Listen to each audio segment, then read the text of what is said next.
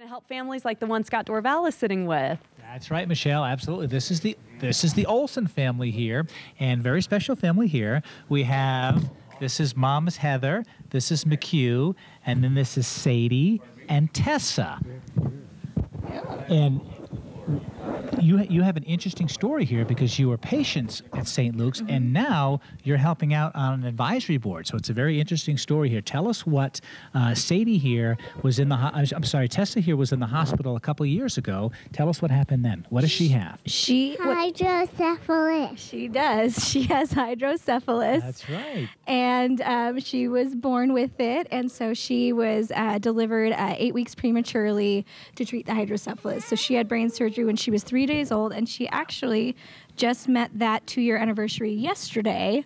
So, and she has had no problems with it. And as you can see, she's walking, talking, doing everything really well. She spent 56 days in the NICU, though. So you had an experience now. She has 56 days in the NICU. Mm-hmm. I'm sure that was a very difficult time that has changed over time now, and I'm sure you feel a lot better about things than you did a couple of years ago. Oh, definitely. McHugh, tell us what was like when you realized there was an issue here. Sure. We realized when we were 20 weeks along at our 20-week ultrasound, we heard the word hydrocephalus, and it felt like your world just stopped, and then we got introduced to the Children's Hospital, and that was a great thing for us because we were able to know that we would get quality care and be able to be with people that knew what was best for our little girl. Well, obviously the doctors here at the hospital love to get the kids as healthy as possible, and as you can see, they are very energetic today. So we know nobody's lethargic today, right? Now, I know Tessa here, we were looking right in here, this is it's called a shunt. A shunt in her head, right? It's right up here on the top of her head, and then she's got a little tube that runs behind her ear, and it's all underneath her skin, and then it drains into her belly. Basically, with hydrocephalus, your drains don't work right in your brain, and so for Tessa, she was born really early and was only about 4 pounds, and a lot of that was in her head, and once they started draining her the water that was on her brain, everything got to come down and reform as it should be, and like Heather said, she's just doing awesome.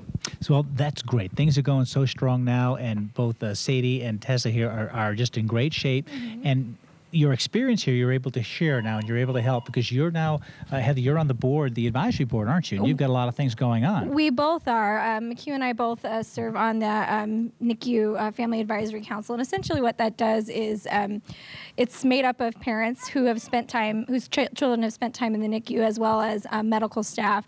And we all meet together to discuss ways to essentially make that experience better. I mean, if you've got to be there, let's make it the best that it can be. We recently got some food voucher programs going for the Boise NICU that was in Meridian but not available here. Sure. So, I mean, it's really great to see your thoughts and ideas become actions, and it's really rewarding in that way. So we feel like if we had to go through this, then it was worth it because we can help other people going through the same thing. Well, I'm sure the hospital, the doctors, and everyone feels that they're being rewarded, and it couldn't be better for them because now you're able to share those experiences. Yeah. You mentioned that you've got, speaking of experiences, the things you have to do tomorrow morning. Tomorrow morning, I'm flying out to Washington, D.C. for the International Patient and Family Centered Care Conference and going with staff member and another volunteer. So I'm really excited to see what that conference has to offer. I've heard it's awesome, and just hope to really bring a lot of information back to share with the council and just make those experiences even better for families. Hopefully get some really good ideas about things that we could do to make it better.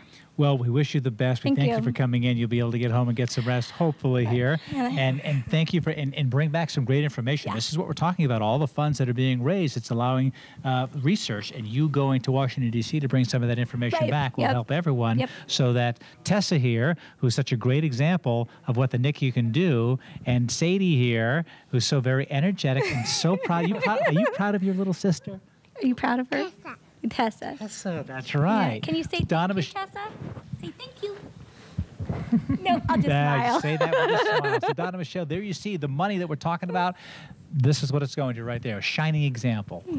Okay, I think the girls are allowed to attack the big Maxwell now. Yes. They've been ready to jump on the big Maxwell. You guys want to jump on him? Get him! Oh! Get him, Tessa!